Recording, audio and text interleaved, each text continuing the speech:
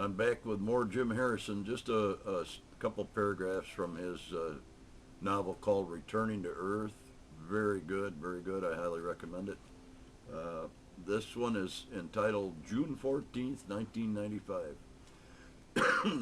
Jesus Christ, mosquitoes. I'm camped on a semi secret pond about a dozen miles northwest of town. I'd say it's about midnight, though I've misplaced my pocket watch, and I've just finished reading Donald's story by the light of my Coleman lantern.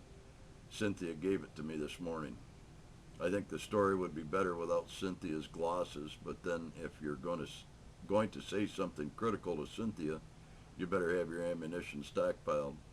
She doesn't get angry, but she always has a dozen reasons why she's right, compared to the one or two contentions you might have that she's wrong. It doesn't really matter because Donald's story is limited to family use.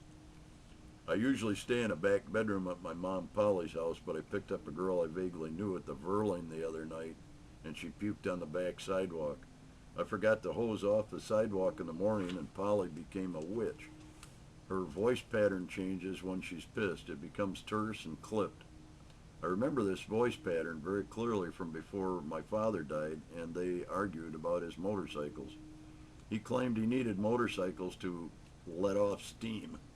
I was about 10 at the time, and I didn't understand the term, and when I did, it occurred to me that my father didn't have any particular steam.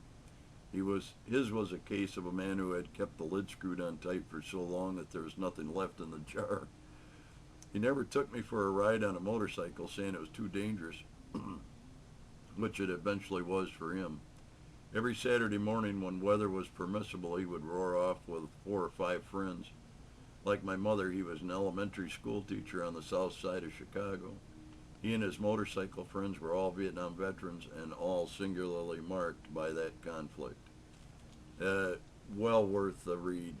Jim Harrison's one of the best, whether you're from Michigan or not. I mean, he's worldwide.